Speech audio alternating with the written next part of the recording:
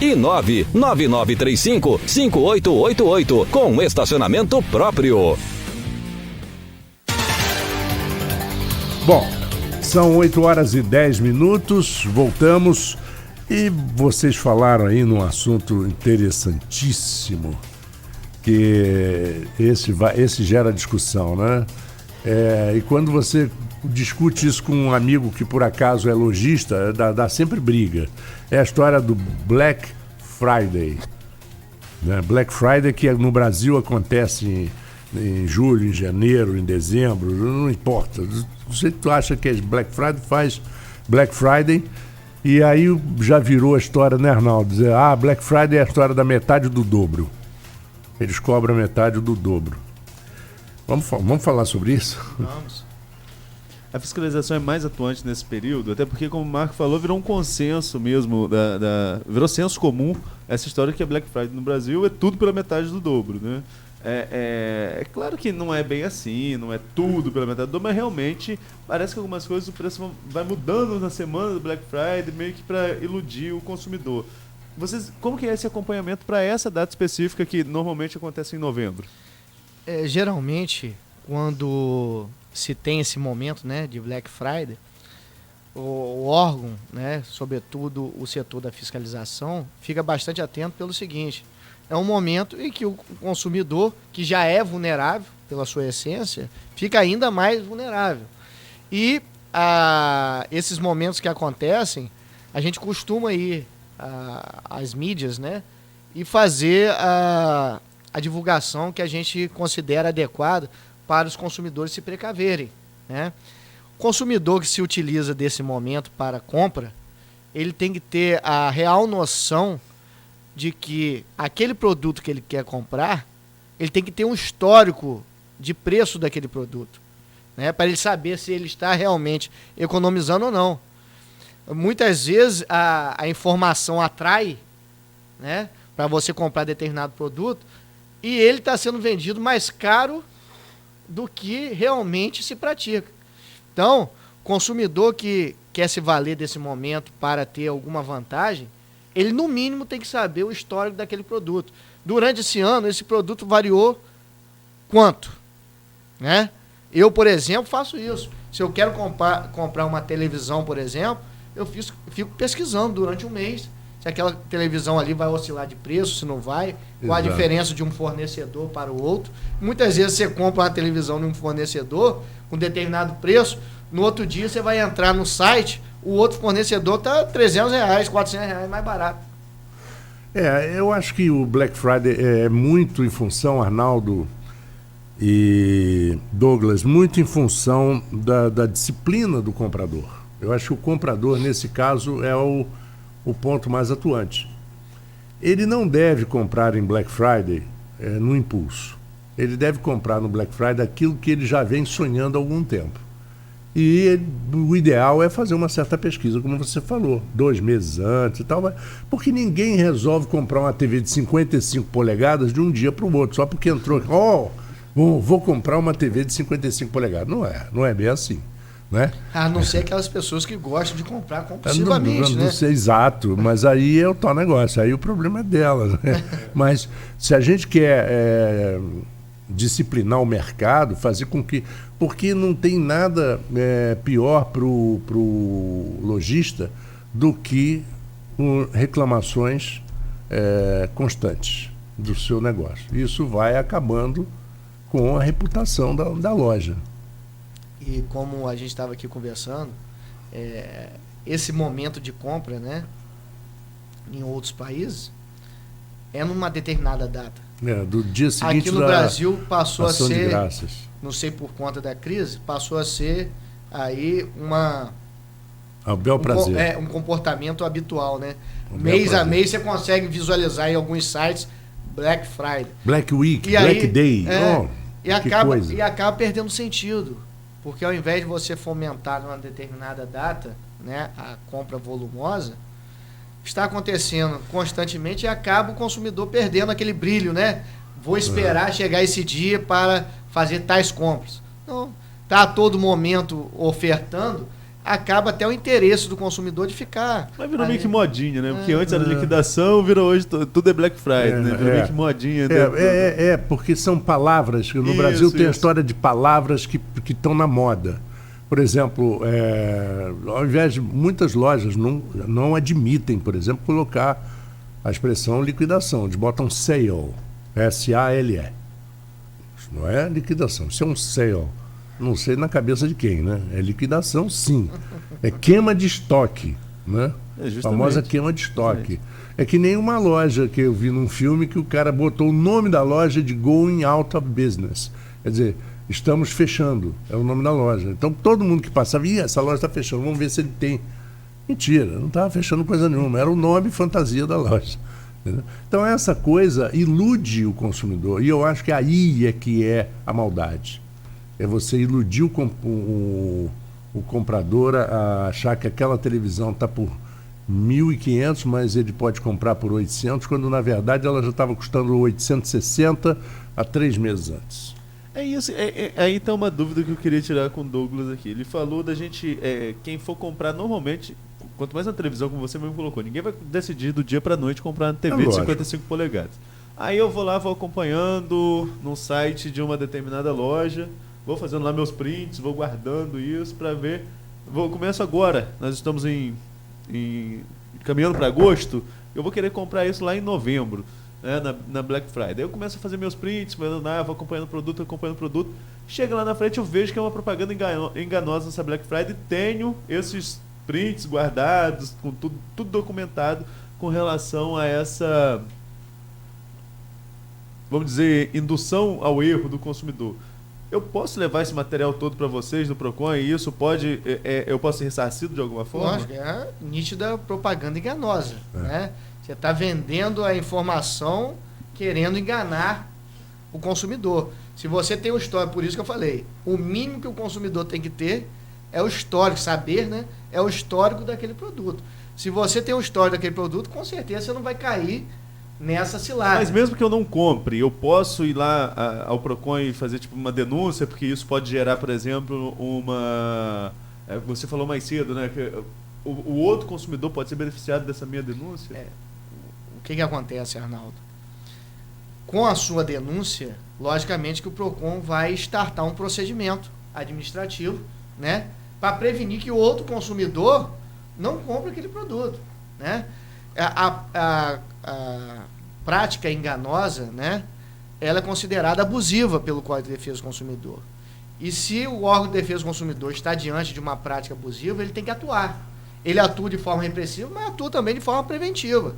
Se você leva essa informação ao órgão, o órgão tem que atuar, ele vai entrar em contato imediatamente com o fornecedor e vai pedir o fornecedor para estancar possivelmente aquela sangria que já está desatada. Muita gente já deve ter comprado aquele produto. Pois é. Outra coisa que eu tenho notado, e como eu notei pela primeira vez, quando nós estávamos aqui montando aqui a rádio, né, nós queríamos um monitor de televisão, que é esse aqui, você está vendo, de 32 polegadas.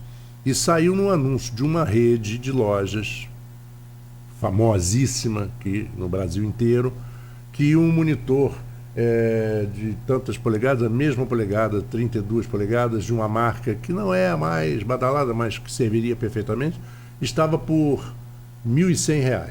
Quando a gente estava fazendo pesquisas na internet, estava R$ 1.800, R$ 1.900. Mas descolado, né? Que malandro velho, você imprimir aquele anúncio no Facebook, anúncio de Facebook. O cara paga o Facebook para ter aquele anúncio, não é de graça. Eu imprimi e fui na loja física dessa rede, que tem uma pessoa que trabalha lá no fundo com a internet. Eu falei, escuta, você confirma essa oferta aqui dessas lojas aqui? Ele olhou, pum. Não, eu já tinha até imprimido o boleto. Imprimi o boleto. Não confirmo, não tem essa oferta no nosso site. E esse boleto? O cara, espera um pouco. Aí demorou mais, porque ele teve que mandar, escaneou o boleto, mandou para o financeiro, não iria cair na conta da tal loja. que vendia por internet. Então era um boleto falso. Gente, como é que a gente se livra disso? Como é que a gente se oferta? Ah, e outra coisa, oferta um relógio por um preço que você acha bonito, você vai, paga R$200 pelo boleto, não recebe o relógio nunca e não tem a preocupação de ir no Google e colocar o nome do fornecedor. Aí tem aquele site que examina, né? E que te dá o feedback das outras pessoas que compraram, que você vai ver e fala assim, compramos mais de 30, compramos, nunca recebemos um Essa produto. notícia é tão atual, Marcos, que o judiciário já debruçando há algum tempo sobre essa questão, né? Saiu recentemente no site do STJ, se eu salvo o melhor juízo, não sei se foi ontem especificamente, dizendo que as instituições bancárias são responsáveis por dar uma maior segurança quanto a essa questão de fraude quanto aos boletos, né? Então, a instituição bancária ela vai ter que se reinventar quanto a essas fraudes aí, né? Se você emitiu um boleto pelo site, né? Imprimiu um boleto pelo site falso, a instituição bancária ela vai ter que ter um mecanismo de não recebimento desse boleto, vai ter que dar erro, alguma coisa nesse sentido. O judiciário já tem visto dessa forma, né? É notícia dessa semana. E em que pese a notícia seja dessa semana e a gente sabe que os bancos vão demorar um pouco se adequar, tem que ter porque querem demorar. Porque tem que ter a precaução. Se fosse a favor deles, eles se ajustariam em horas. Não, com certeza. E aí, enquanto não venha essa situação se efetivar, é bom que o consumidor sempre, diante do site, veja se tem aquele cadeadinho lá embaixo, se é um site seguro. No momento em que você for imprimir o boleto, verificar o CNPJ que consta no boleto, se é o mesmo CNPJ do fornecedor. Hoje você entra no site da Receita Federal, você consegue cotejar essas informações. Então, o consumidor hoje tem ferramentas para ele se prevenir, né? E, infelizmente, a fraude mediante boleto, ela é drástica no nosso país. Muita gente cai. Você imagina, você pagar R$1.500 por uma televisão e ficar esperando, nunca chega, quando você for ver, depositou na conta de outra pessoa, né? O dinheiro caiu na conta de outra pessoa. Engraçado que os bancos, eles preferem não divulgar muito isso, até por uma questão de evitar propaganda negativa. Né? Há uns anos atrás, no Rio de Janeiro, teve uma agência bancária de um banco, não importa qual, que teve 4 funcionários presos. Isso todo mundo viu, foi em Copacabana. A polícia entrou e levou presos 4 funcionários. Todos envolvidos em fraude de clonagem de cartão dos próprios clientes do banco. Fora aqueles que informam na rua que teve um cliente que sacou 30, 40, 50 mil e, coincidentemente, esse cliente é pego na esquina. Salvo algumas exceções, né? Salvo, às vezes, umas bobeiras dos clientes que deixa ver, deixa aproveitar. Quem detém a informação dos clientes, geralmente, é da onde parte essas fraudes, né? Que é muito difícil eu saber de uma informação sua, por exemplo, Marcos, bancária. Quem detém essa informação é a instituição financeira, né? E pode investigar que o foco está ali, né? Salvo algumas... Mas nessa que eu te falei, no dia seguinte no jornal ninguém falou nada. Nenhum jornal do Rio mostrou. Enfim, né? Vamos voltar um pouquinho aqui para Campos, Douglas. Antes da gente entrar na estrutura do PROCON em si, nos parece, aí eu falo de um olhar muito mais frio como consumidor, que a atuação de fiscalização do PROCON ela é muito mais atuante em períodos especiais, como Natal, Dia das Crianças, Dia das Mães, essas vendas, Dia dos Namorados, dias mais propícios para o comércio, de forma geral, no país. Mas é isso mesmo? São só nesses períodos ou é uma fiscalização constante junto ao comércio? Como eu disse anteriormente, Arnaldo, a fiscalização ela atua todo dia, né? E, logicamente, que ao seu ver, né, sob o seu olhar, a fiscalização está na Não, rua. é um senso comum, na verdade, né? A fiscalização está na rua, não querendo criticar, não. Mas a mídia divulga mais a atuação do órgão nos momentos comemorativos, né? Mas isso é quando a pessoa tem acesso à informação. Mas se for lá no órgão todo dia, vai ver que a fiscalização está na rua todo dia. Uma das aquisições do órgão nessa gestão, Arnaldo, foi uma viatura nova. A viatura que tinha no PROCON era de 2003, né? Sujeitando a fiscalização aí, muitas vezes, a trabalhar a pé. E como nosso município é muito grande, né? É inviável se trabalhar a pé ou até mesmo pegar condução para fazer uma fiscalização. Você pegar ônibus para fazer uma fiscalização num shopping, por exemplo, você vai demorar para chegar, você vai demorar para retornar. Então, hoje, nós temos uma viatura nova que dá condições de a gente estar presente todos os dias na rua, fazendo diversas fiscalizações. A gente faz fiscalização de banco, a gente faz fiscalização de supermercado, faz fiscalização de lojas e diversas outras fiscalizações.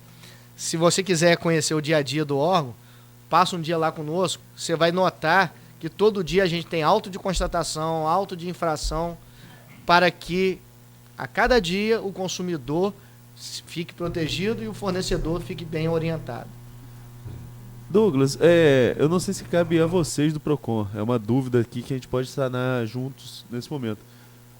Posto de combustível. Você vai num posto de combustível na mesma rua, a variação do preço, sei lá, de 20, 30 centavos do mesmo combustível, de gasolina, por exemplo, de álcool, enfim, diesel. Isso, o PROCON também atua na fiscalização com relação a isso? Se você se recorda bem, nós tivemos um momento, né, de abalo no nosso país, quando houve a paralisação dos caminhoneiros. Sim, né? sim. E aí, diante da escassez de combustível, iniciaram as problemáticas, né? Só um determinado posto ou 2 postos tinham combustíveis, e aí o preço foi lá nas alturas, né? E lá continuou. E aqui eu confirmo, não é data comemorativa, mas o PROCON estava na rua fiscalizando, né? A mídia noticiou isso daí, né? Logicamente porque era algo que envolvia o cenário nacional, estadual, inclusive municipal. Então o PROCON foi para a rua para saber se realmente havia uma abusividade ou não daqueles postos de combustível que ainda detinham uma reserva, né? E com certeza ficou caracterizada a abusividade, porque a gente pega o histórico, né, de oferta daquele produto, que é a gasolina, o álcool, enfim, o diesel. E diante da paralisação, houve um aumento drástico. Aumento esse que a gente tem como parâmetro a agência reguladora. A ANP, ela divulga semanalmente qual é o percentual de reajuste. E aí veio a legislação dizer que o reajuste do combustível, ou até mesmo o desconto, tem que se dar na refinaria, repassar para o distribuidor e, por fim, para o consumidor. A gente ficou atuante nisso daí até a questão se equilibrar. Lógico que, esporadicamente, né, um ou outro posto de combustível pratica a abusividade, mas a gente não tem como estar presente em todos os lugares ao mesmo tempo. E aí tem que contar com quem? Com o consumidor. O consumidor tem que ir ao órgão e fazer a reclamação, pegar a nota, a gente vai fazer a comparação da nota de venda com a nota de entrada, né, naquele determinado fornecedor, e ver se ele está cometendo realmente abusividade ou não. Eu tenho uma perguntinha assim. Um fato que isso acontece, já percebi, né, acontecer muitas vezes numa rede de supermercado aqui de Campos. Por exemplo, você vai comprar adoçante. Então você tem aquelas 2, 3 marcas que variam o preço entre R$ e R$5. Essas marcas são tão populares no Brasil inteiro que todo supermercado tem a qualquer momento. Aí, de repente, um dia você vai no supermercado, no meio de semana e tal, não tem, só tem uma marca desconhecida. Ou a mesma marca de de um tipo diferente, mais caro, stevia, não sei o que e tal. Aí você vai ver atrás, todos que estão ali no balcão, na gôndola, estão com data de validade próxima, terminar. Somem todos os outros e só colocam aqueles.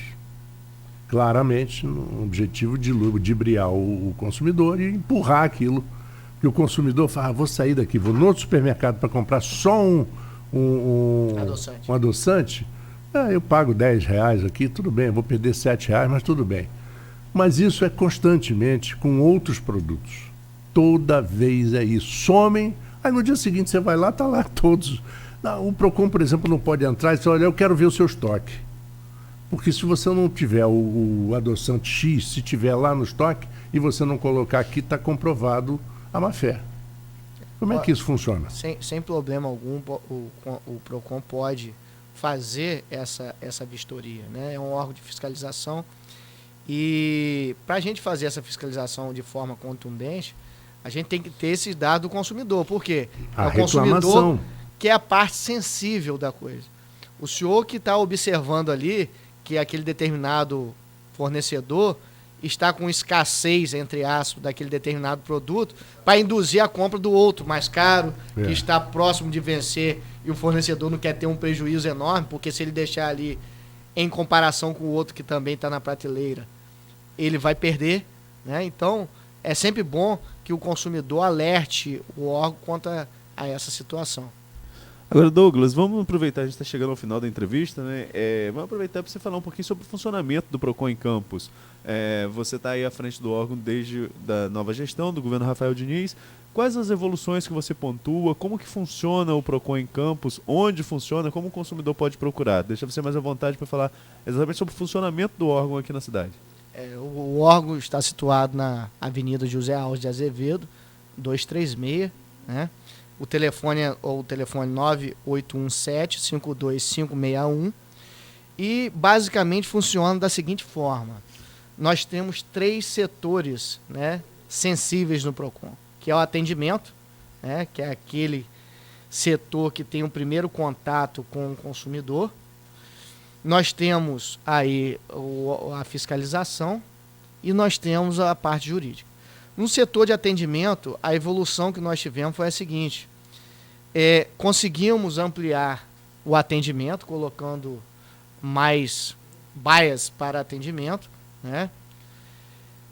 Conseguimos colocar a Vivo dentro do Procon por meio, melhor dizendo, de um acordo de cooperação técnica, o que desafoga bastante o órgão quanto à questão do atendimento.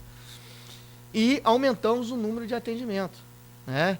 Hoje o Procon fecha o ano em torno de 11 mil, 12 mil atendimentos, o que é muito expressivo em relação ao passado do órgão. Quanto à questão da fiscalização, eu disse a vocês que o órgão atua de maneira preventiva e repressiva, né? Orientando e também punindo quando se entende que deva punir. E na parte jurídica, né, há aqui de se registrar o seguinte: como a gente promove educação no órgão,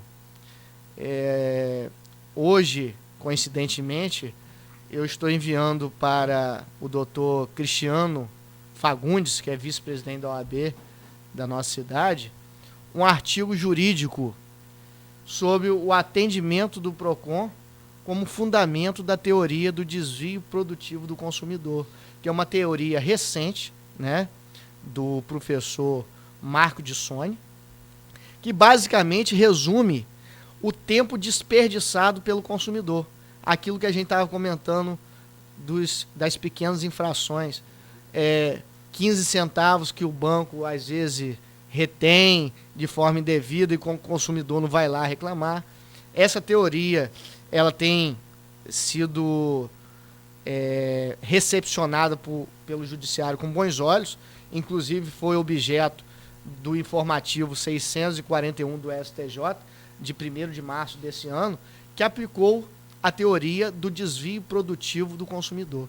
Então, o órgão, né, pelo seu responsável, está fazendo um artigo, né, que já vai estar aí disponível para todos os consumidores se atentarem contra essa situação do desvio produtivo. Ou seja, o PROCON vai ser mais um fundamento para que ele possa ingressar no judiciário e dizer que ele está desperdiçando o tempo dele precioso para tentar resolver aquela questão e ainda assim no PROCON não conseguiu resolver a questão. Então, finalizo aqui as minhas considerações agradecendo sobretudo ao prefeito Rafael Diniz por ter confiado a mim essa responsabilidade de tocar um órgão tão importante que é o PROCON, né? De atender socialmente as pessoas, de oferecer um serviço público com dignidade. Eu vou aproveitar só para encerrar, passar um conselho para o nosso ouvinte, que eu recebi de um gerente de um banco. Ele falou o seguinte: não é que haja má fé nas máquinas de banco 24 horas, não. Mas a máquina de banco 24 horas, ela é independente, ela não é de nenhum banco. Então você vai lá, você usa para tirar dinheiro do banco A, B, C, D, E, F, estão todos ali. A máquina identifica. Acontece de você colocar e pedir para tirar R$400 e a operação não se completar. E quando ela não se completa, você imediatamente tem que tirar um saldo para ver se foi debitado a sua conta ou se for. Às vezes acontece, é debitado e creditado imediatamente, às vezes não. Quando não, você tem que anotar o número da máquina, você tem que fazer um relatório na polícia, fazer isso, dá um trabalho federal para ter os seus 300, 400 ou R$10 de volta. Entendeu? Então, às vezes, se você puder ir no próprio banco, na máquina automática do próprio banco, é mais fácil, porque você não precisa desse relatório nem entrar em contato com. Eu acho isso problemático. Tanto dentro do banco quanto fora do banco, né, os caixas de autoatendimento, você está sujeito a essa situação. Claro. Quando é feito dentro do banco e no momento de expediente, mais fácil. Você tem condições de chamar um funcionário do banco e ele vai ali conferir no momento o que houve realmente com aquele determinado caixa eletrônico. Quando está fora, a prudência nos exige que você ligue para o 0800, né, daquele caixa ali, possivelmente tem um 0800 ali para que você possa falar, abre o protocolo e vai ficar registrado o horário que você estava ali e tal. Não sei se em todos acontece isso, mas tem uma câmerazinha no caixa eletrônico e até mesmo nos bancos tem as câmeras voltadas, né, para os caixas eletrônicos, o que registra o seu comportamento, né? Se você teve falha no recebimento daquela quantia, é até bom você virar para a câmera e contar as notas de que está faltando realmente uma determinada quantia.